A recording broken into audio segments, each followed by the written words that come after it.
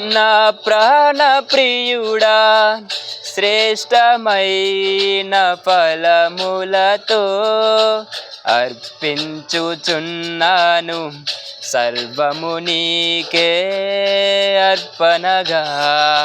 నా ప్రాణ ప్రియుడా శ్రేష్టమైన ఫలములతో అర్పించుచున్నాను సర్వము నీకే అర్పణగా. వాడిపోనివ్వక నాకు ఆశ్రయమైతివి నీవు, జీవపూటవై బలపరచితివి నా యేసయ్యా. వాడిపోనివ్వక నాకు ఆశ్రయమైతివి నీవు,